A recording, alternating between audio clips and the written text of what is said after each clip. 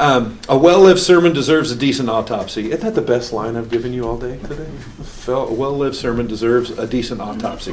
There needs to be two kinds of evaluation. So we've already had a great devotional life. We've already done incredible study. We've already written an incredible sermon. We've delivered it so well, we should be done with it. Leave it in the rearview mirror. Don't do that. You need self-evaluation and you need external evaluation. If you don't do these, you're never going to get any better. If you don't do this, you're never going to get any better. I'm going to go over this sheet in just a second. You have it in your notes. But before we do that, let me talk to you about self-evaluation. I am a multi-site lead pastor with 14 locations. Every now and then, we record on Saturday night, and on Sunday, I go to one of the other locations just to be there.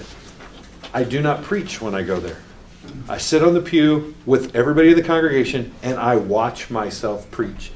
That is the third level of hell. You just need to understand that. It is hard to watch yourself alone. Imagine doing it in a room full of people and you're hearing their responses or lack of responses.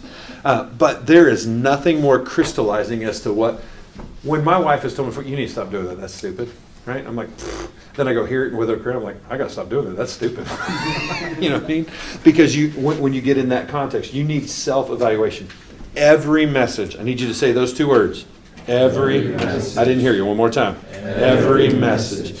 Every message. If you're a good steward of the craft that God has given you and the calling that you have, you need to listen to it. You need to watch it. You need to process it. Now, I know life gets out of control sometimes and you just can't do it, but you need to make it a regular habit to try and process, because you'll catch stuff you didn't know you were doing. Did you know you're doing stupid stuff? Do you know you were doing that? My wife lets me know. That's external evaluation. Yeah. We're going to get to that in a second. When do you do that in your schedule?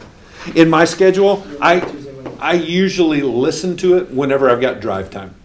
So like I don't know about you guys, but every week I'm going somewhere, so I'll just pull up the weekend message and I'll listen to it. So you listen to it, not so much watch it? Yeah, when I can, I get a chance. I'll watch it when I can, but I primarily listen to it. Because I don't know about you, but I can see myself when I'm listening to myself, because I know a lot of that. So yeah, you have to do that if you're going to get any better. Otherwise, you just stay stuck in a rut that you're not even aware of.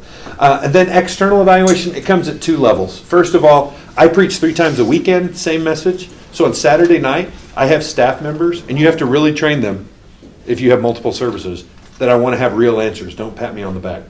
But I want some eval from this. And they will literally say, this really worked, or you should never say that again, and I will adjust the rest of the messages. But that's just triage. What you really need to do is something like this. Now, this is our evaluation guide. Everybody in our network, all the location pastors, preach at least 6 or 7 times a year. Twice a year they're evaluated by me, twice a year they're evaluated by a member of our teaching team, and twice a year they're evaluated by one of their peers. But they're always evaluated based on this document.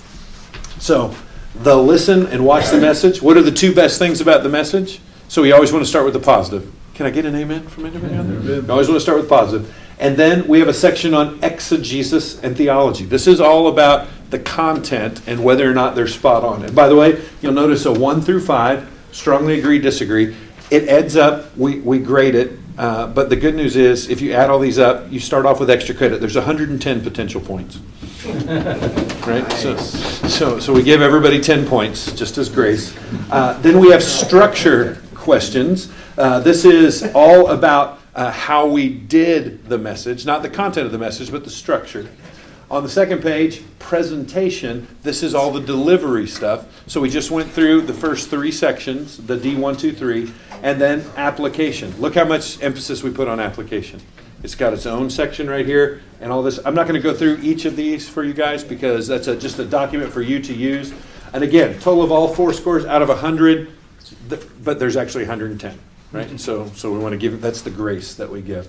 Other comments, encouragement, or critique, suggestions you have. And then these all get filed with their permanent file. So they can see a progression. If they have the same score by different people that's low in one area and they don't fix that, that's when I come in and go, hey, why aren't we doing something about this? This is obviously an area we need to shore up. Or if I see that this was low here and the next week it was dominant, good. Great job, man. Way to work on this part of your presentation.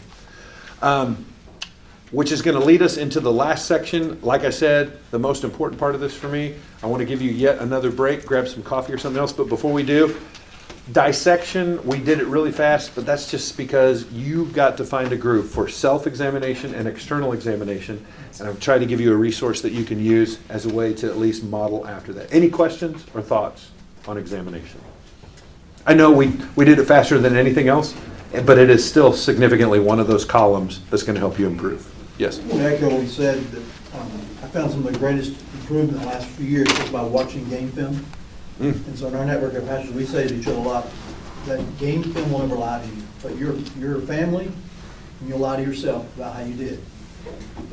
And hearing is good, but there's something about watching. It's better. You're like, I did that, and I'm telling you, it just, it's humbling, but nothing will probably improve. I should say, like, nothing will affect your motivation than seeing, like, ooh, our church, I mean, it's incredibly motivating to watch game film. Mm-hmm. So, And whether or not it's motivating because, man, I did that well, or because, man, that sucked. yeah, Either you have to one. be somewhat secure to be able to do it, but I think, we were taught earlier that sometimes if you did that, it was an area of you want to hear yourself preach. And I don't think that's what's anybody's heart. You really want to be the best you can at your craft.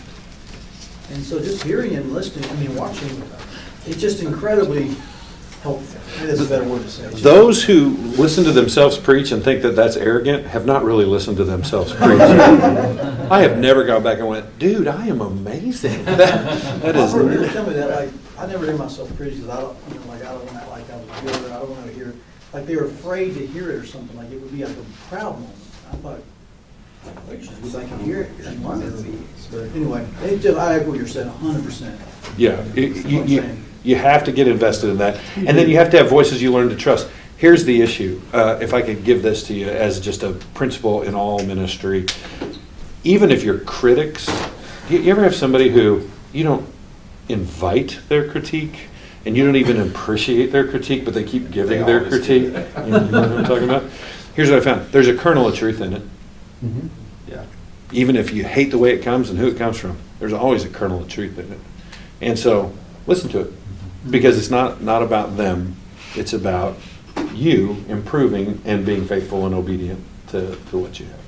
So that critique is super, super important. Self-critique and external critique. All right, take a break. We're going to come back at 2:30. Like I said, I've been promoting it. I know I set the bar way too high, but I don't think so. This is my absolute favorite section. I promise we'll keep you on the edge of your seat. You're going to have a good time. It's going to be really good. And you're going to appreciate this. You're going to wish your deacon body was here. All right, we'll see you at 2:30, guys.